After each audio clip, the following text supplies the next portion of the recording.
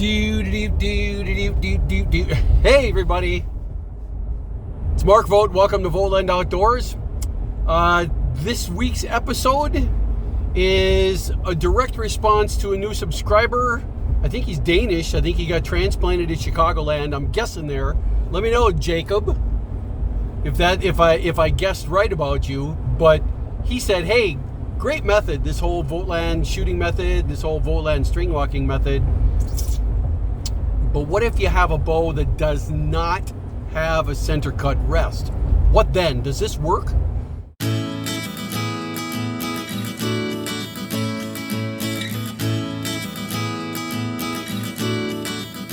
What then? Does this work?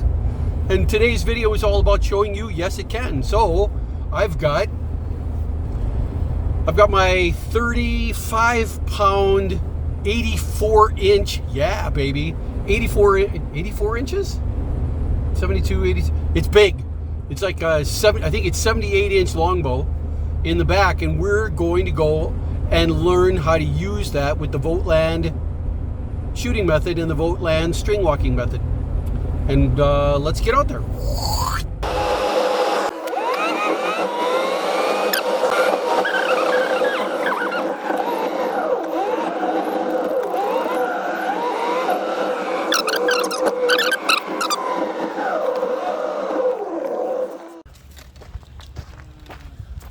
All right, here we are at Blackwell, and I've got my God, I think this is an 84-inch longbow, guys. It is truly gargantuan. I'm 6'1", so that's a Longbow's longbow. That's 10 inches over my head. Should pull out about, I think it pulled out about 35 pounds. And what we're going to do is learn how to use a Vogtland shooting method and Vogtland string walking method with a longbow. And the secret comes from Gary Chine out on his own channel, CHYNNE. Gary Chine will tell you that one of the secrets to shooting a longbow successfully is to cant the bow, to tilt the bow at a 45-degree angle. First, we're going to warm up a little bit.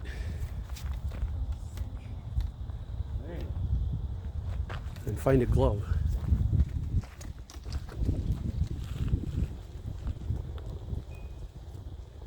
You guys want to watch good shooting, you got to go over there and watch those guys. Except that guy.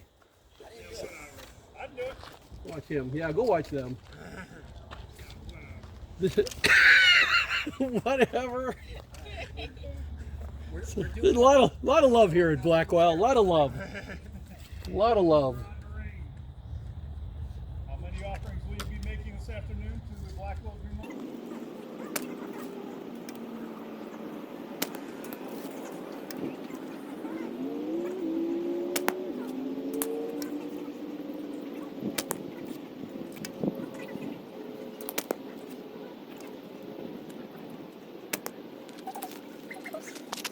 All right, I'm going to try to keep the camera way up high this time because I want you guys looking over my shoulder to see the 45-degree cant. What's the 45-degree cant do? When you're shooting like this and you're shooting around a bow that has no center cut rest, that arrow has to go around, and there's a tendency to want to shoot to the left. And what you'll learn from Gary Chine is one way to rid yourself of that archer's paradox is by canting your bow at a 45-degree angle, so that that error that was going up and to the left, for me, up and to the left at 45-degree angle, if it was going up like this, if you cant your bow at 45 degrees, now you only have to worry about it. The left to right component of that error disappears and you just end up with vertical. So then it's just a question of learning how to get the right angle, and you're still going to string walk to get that elevation, but you're going to be string walking along at an angle. Let me check the draw weight on this bow. Hold on.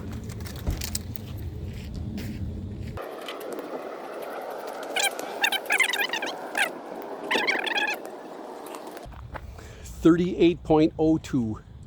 Call it 40, but I'm gonna have to aim. I can't quite treat it like my 45-pound bow. My gaps all have to be a little smaller, so the rear of the arrow goes down more underneath my chin, so the tip goes up higher, so it shoots a little bit farther. But we should be able to do pretty good. I'll be right back. Okay, here we are gonna calibrate the Vogtland string walking method for use with a longbow that's going to be shot canted at a 45-degree angle. Two numbers that make up Vogtland string walking. One of them is either going to be a 10-meter initial gap or a 20-meter initial gap, but it has to be an initial distance. And every other distance whose gap you calculate, and the gap decides the elevation. I think we covered that in previous videos, that the gap you're selecting is a gap between the knocking point of the arrow and the drawing point of your index finger, that when it's anchored under your chin, when that gap increases, the back of the arrow goes down, the back of the arrow goes up, the tip of the arrow goes down, and the arrow shoots shorter distances. And when that gap gets smaller, the back of the arrow goes down, the tip of the arrow goes up, and it goes farther distances. So to calculate that gap for ranges from 10 meters all the way out to, say, let's be honest, 40, 50 meters with a longbow, there's a lot of inaccuracies built in. The fact that there's not even an arrow rest means your hand goes up and down as acting as an arrow shelf. There's only so much accuracy you're going to be able to get out of a longbow. Let's say from 10 meters out to 40 meters, we need to understand what those gaps should be. And you can either memorize a 10-meter gap, a 20-meter gap, a 30-meter gap, and a 40-meter gap. That's one way. Now you got to memorize 4 numbers. Or you can memorize 2 numbers. A gap that you start off with 10 meters, and then the change for every 10-meter distance. That's called the 10-meter interval gap. Memorize those 2 numbers, and theoretically, you could shoot anywhere from 5 meters all the way out to 90 meters. Your fingers would even be going over the top of your bow, but you'd know what those gaps are. We're looking for what that first gap is, that initial gap. And I'm on a longbow, I'm going to decide to use a 10-meter initial gap. I'm going to guess. I'm going to start off thinking that it's 3 fingers. That might be too high, might be too low. Let's find out. I'm aiming for the center of the target at 10 meters. 3 fingers to start. Step 1, choose your gap. Step 2, anchor under your chin. Step 3, look down the left edge of the bowstring. 4, tip of the arrow on the target. 5, small motion release. Looks a little high by 6 inches. Let's adjust. If it's high, then I need it to shoot lower. To shoot lower, I need the back of the arrow to go up, so I need this gap to get a little bit bigger. How much bigger? Let's go in half-finger increments. If it was 3 fingers, it's going to be 3 fingers and a half. Now I got a 3.5 finger initial gap. Let's see how it does. Step 1, choose your gap. Step 2, anchor under your chin. Step 3, look down the left edge of the bowstring. 4, tip of the arrow on the target. 5, small motion release. That arrow walked down about 2 inches. Let's try for a full 4-finger gap.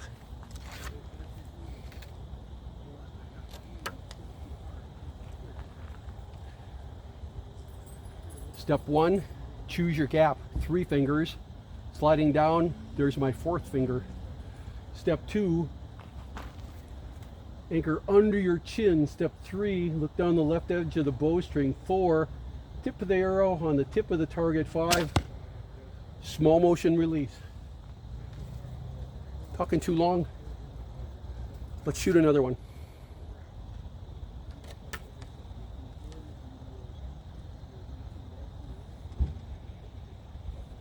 Four fingers. Step 2, anchor under your chin. 3, look down the left edge of the bowstring. 4, tip of the arrow on the target. 5, small motion release. Maybe it was a little bit low. Let's call clear, let everybody pull their arrows, and we're going to continue. Clear! In other previous videos, guys, I told you that these 2 numbers you're trying to memorize need to be very accurate, like within plus or minus a quarter of a finger, at least plus or minus a half a finger.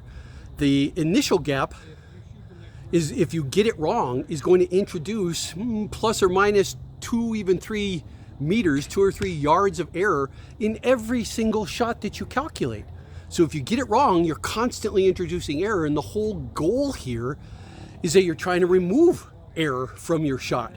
You're trying to find a way to shoot a bare bow with little or no error deliberately introduced. So you're trying to keep that error down to a minimum. It's even more important when you start calculating that interval gap, because that interval gap is going to be used multiple times. As you go from 10 meters out to 20, you're adding that interval, you're changing your gap by that interval. When you go out to 30, you're changing it by that interval twice. When you go out to 40, you're changing it by that interval 3 times to go from a 10 meter gap to a 20 meter gap to a 30 meter gap to a 40 meter gap. So if there's error in that interval distance, it gets multiplied 3 times by the time you actually release the arrow. So we got to spend some time getting this right. You want to try to do everything consistent. And again, I'm talking directly to Jacob on this at this point. You're always making sure you anchor that your rest is exactly in the same part, exactly in the same place. We're going to go with 4 fingers. I'm going to be really quiet and shoot this time. Down and to the left. Bad technique. I got to really watch and make sure I'm canting exactly 45 degrees. Better. I think I wasn't quite 45 degrees. But I'm still shooting. All 4 of these are going to be a 45, or going to be a 4 finger gap. So we've got a cluster to go and look at. Seems like it's trending a little bit low. So it might be 3.5 fingers on the next try.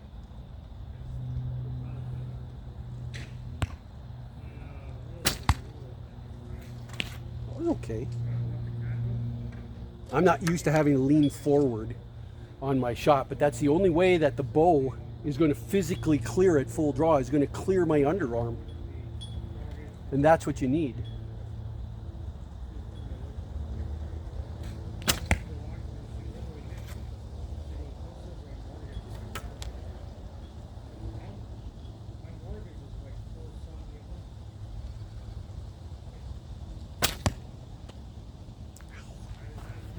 Now I know I need a bow guard. Let's go take a look at those.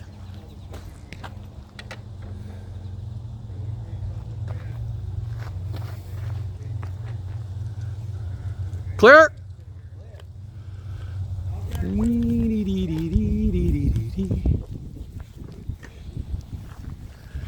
Okay, we're looking for trending here. Calculating takes a few iterations. It's always like that.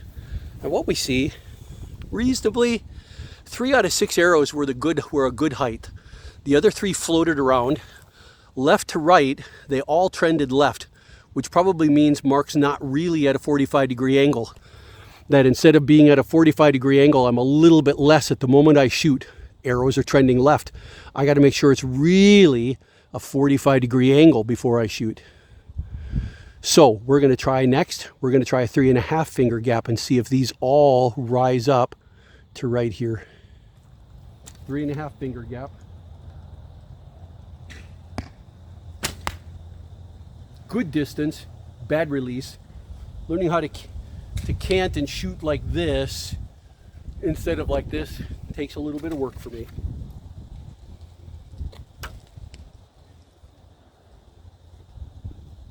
Three and a half finger gap.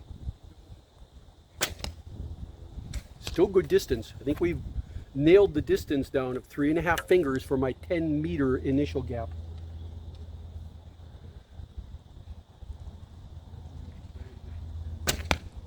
Oh yeah.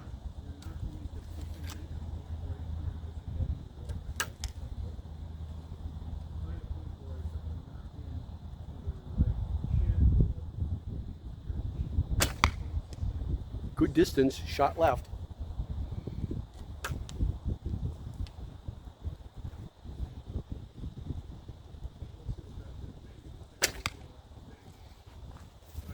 Clear.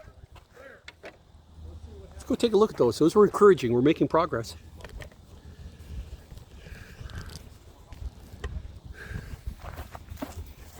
We're coming up on this side.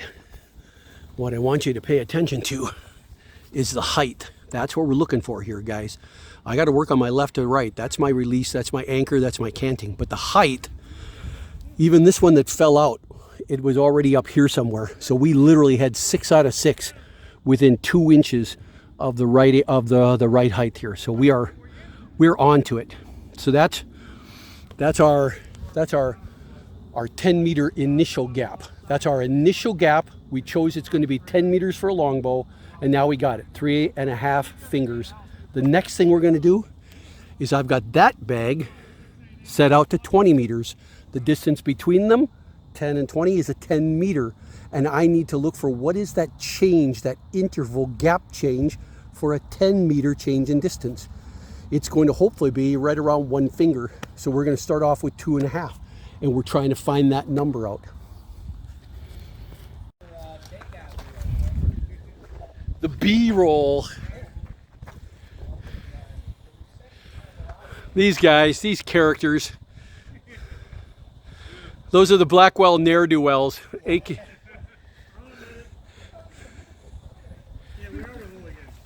hooligans. And our theme song is a wild thing. All right, we started off with a 3.5 initial gap. Now we need to go out to 20 meters. So we need that 3.5 initial gap minus a finger. That's going to give us a 2.5 finger gap for 20 meters. 3.5 minus 1, and that 1 finger is our 10 meter interval gap for this bow. Let's see. Probably got to shoot it right side up.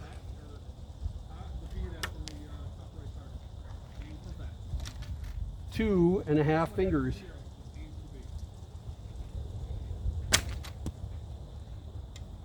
Inconclusive. Just a bad first shot. 2.5 fingers.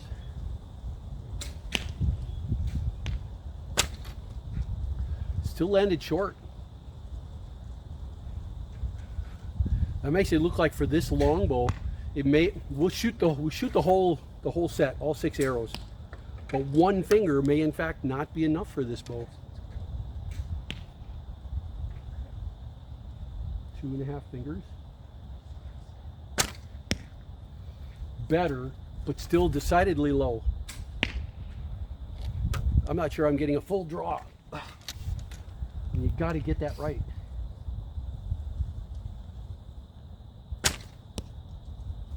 Low and left, still mark.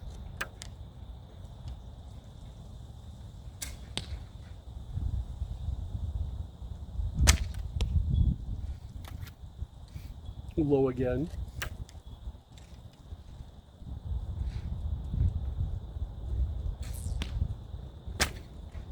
And low.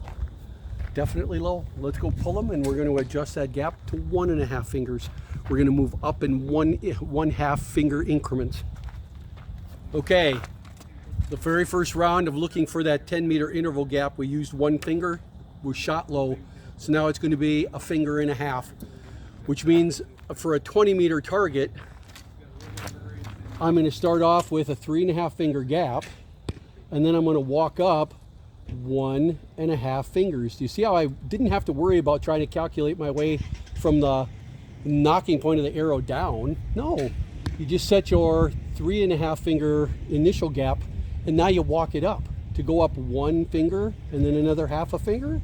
That was trivial. Super easy to do, guys.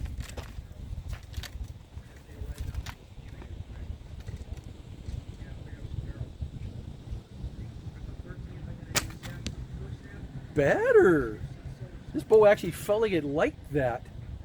And again, I gotta start all over. When I got a new arrow here, I go down 3.5 fingers and up 1.5. I don't try to measure that distance from the top down. Don't. It's a waste of time.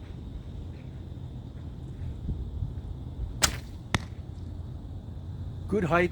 Shot left. Good height. Very good height.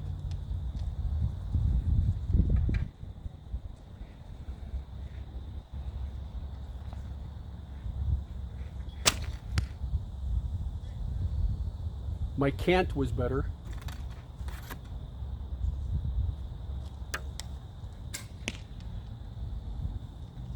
Down 3.5, up 1.5.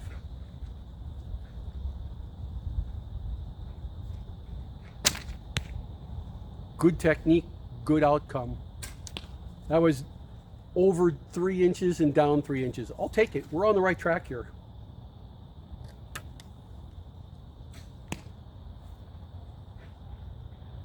Down 3.5, up 1.5.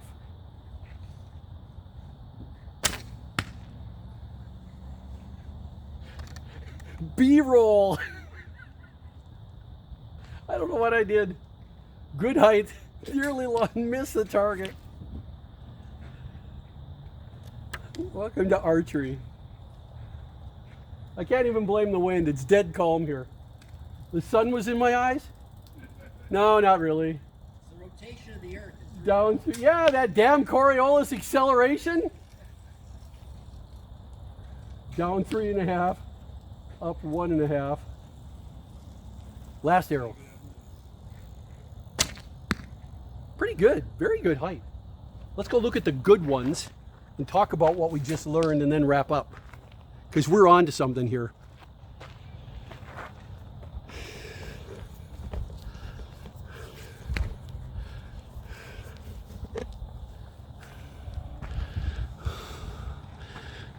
Those are my shooting buddies. Didn't go to high school with them, didn't grow up with them, don't work with them. We just all really enjoy archery in all of its forms. I heard that. Except for the one that went to the dark side. That's me. I saw the light. It saw the light. Clear. Nothing but love here out at Blackwell Forest Preserve. Nothing but love. It just wraps around you like a warm blanket. All right, let's take a look at these. What we're looking for is height, guys. We're looking for height. So aside from Mark totally losing control on these three right here were exactly right. So when my mind was working and the Starbucks triple iced chai tea wasn't affecting me, actually I got a good height there. Do I need to work on my technique for the longbow? Hell yeah, I need to work on my technique for the longbow. No two ways about it. But at least I got a mechanism for being able to shoot at that distance. So as a cross check, I'm going to pull the arrows. We're going to roll this bag out another 10 meters back to 30 meters. And at 30 meters, we're going to be using the 10 meter initial gap one time. And then we're going to be using the 10 meter interval gap once to get from 10 to 20, twice to get from 20 to 30. Let's go see what that is. Okay, there's a 30 meter target, gang. I just want to be able to hit it. I'm being straight with you. With my technique for longbow, my release, I'm left to right so crazy, but let's see if we can get the height right. So now we got our two numbers that are supposed to be able to get me any distance I want. I have a 3.5 finger. I have a 3.5 finger initial gap. I'm going to go up 1.5 fingers to get from 10 to 20. I'm going to go up another 1.5 fingers, in other words 3 fingers, to actually get my 30 meter gap. So this ends up being the 30 meter gap. Let's see how it does. Step 1, choose your gap. Step 2, cant your bow. Step 2, anchor under your chin. Step 3, look down the left edge of the bowstring. 4, tip of the arrow on the target. 5, a little short. Let's try another one without talking. Went kind of nice though. If it was 3.5 fingers down and I go 3 fingers up, we know that that first gap, the resulting gap then is just a 1/2 finger. So that's what I'll calculate. I can do that. 1/2 finger down.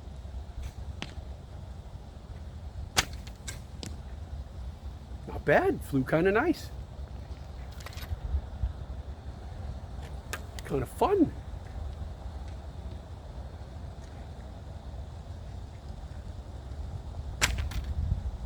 Still short.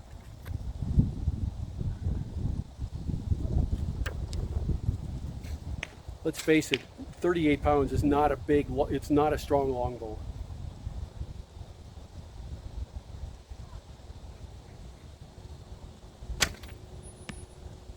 Very nice. Did you see me trying really hard to hold it that time at a full draw? Center of the bag. Center plus Center plus about this much.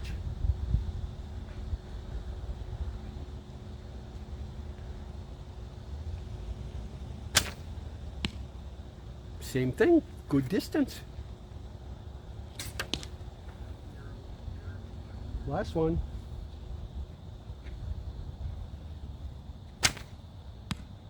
Very nice. We're not going to go chase those down. You get the point, guys. So Jacob, you saw the Vogtland shooting method and you saw the Vogtland string walking method. You said, hey, that's great for a bow with a center cut arrow rest, but can it work on a bow that has no arrow rest of any kind? Clear. And what you saw today was, with a little bit of work, yes, it absolutely, both the Vogtland shooting method and the Vogtland string walking method both work, even with a bow like an old English longbow. The secrets were that you have to cant the arrow, the bow, you have to cant the bow at a 45-degree angle. Don't screw with that. The minute you start going vertical, the arrow is going to start drifting to the left. And I would imagine if you start getting flatter and flatter, the arrow is going to start drifting right. So you'll be able to tell if you're truly canting your bow because it's going to go straight down the middle. When you get a nice straight shot down the middle, you're canting at the right angle. Stay, that's the angle you're going to use. If you start canting too much, the arrow is going to drift to your right, camera left in this case. And if you cant too much, in fact, let's go like this. If you cant like this and your arrow starts shooting left and landing left, you know you're not canting enough. If you cant too much, your arrows are going to drift a little bit to the right. So now you know you're canting too much. And when you get at just the right angle, they're not going to drift at all. They're going to go up and down, but they're not going to go left. They're not going to go right. They're going to be landing on the target. And that's what you saw. That's secret number one. And the credit doesn't go to me. It goes to Gary Chine, C-H-Y-N-N-E. If you guys aren't already long since registered on his channel and subscribed, you're missing out on a really fantastic guy. The second one, you saw today how to calibrate your bow. You're going to go and calculate what that 10-meter initial gap is. You're going to calculate what that 10-meter interval gap is that you subtract from your initial gap so that the arrow goes higher, points higher and higher and higher and higher, and it shoots farther and farther and farther and farther. Hope you guys liked that video. Jacob, hope you enjoyed that particular video. That was for you. If anybody else has any questions, feel free to give me a call or feel free to post on my channel in comments or on the community, and we'll see you out there. Cut! What I want us to pay attention to were the three good ones when I was at a full draw and really trying to anchor. I started seeing a pretty good range, pretty good consistency. Again, I'm probably at the absolute limit for what an 84-inch tall single stick English longbow that only pulls 38 pounds is capable of. It can shoot to about 30. If I put 2 fingers over, that's another gap. I could probably get out to 40. So I'd be kind of curious to see what that looks like. Heck, outtakes. We're going to roll this bag out to the 40-meter mark, and we're going to put 1 finger over and see what we get. That target's out at 40 meters, and we're going to shoot it with a 38-pound longbow. Vogtland shooting method, Vogtland string walking method says start with a 3.5 finger initial gap. That's 10 meters. Now go up 1.5 fingers. That gets me to 20. Go up 1.5 fingers. That gets me to 30. Go up 1/2 and 1 finger should get me to 40. How cool is that? A Mediterranean grip. And I'm still string walking, anchoring under my chin. Let's see what we get. This is what the bow is designed for. So it's theoretically, it was designed for a 40-meter shot.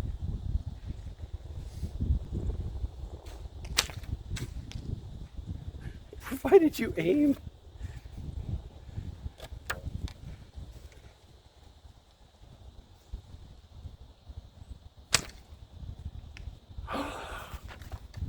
That was pretty good. A little high. Let's try again.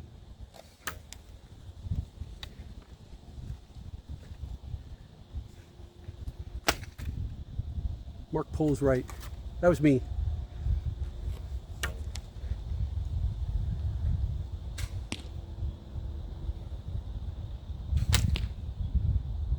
Still me. Bad aiming.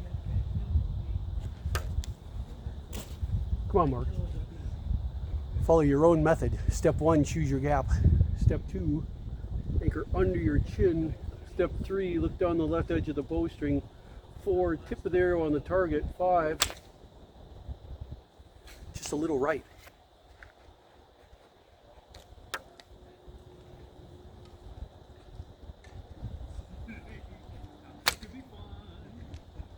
Caught the right side.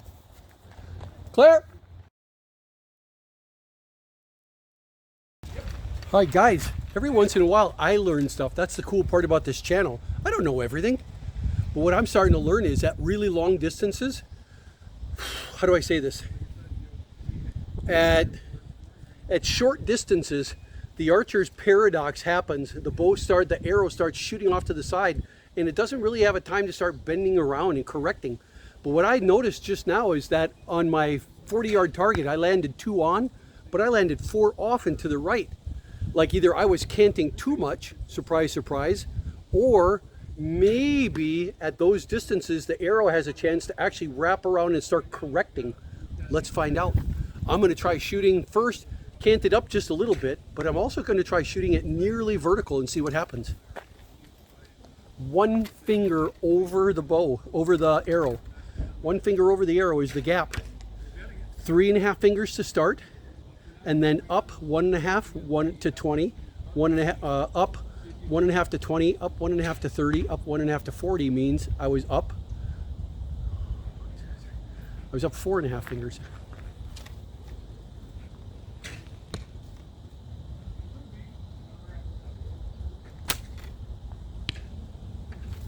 Not bad.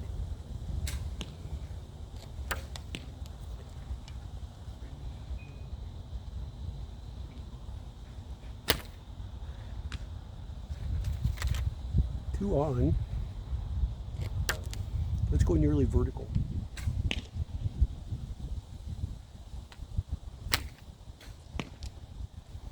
Still nearly clipped the bag.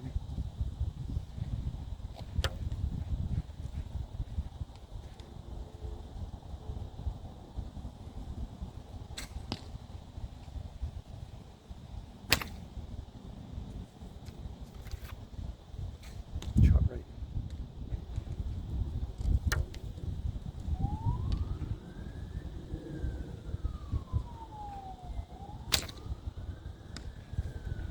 Now left. Now I've overcorrected. Let's go back somewhere in between like I was talking about.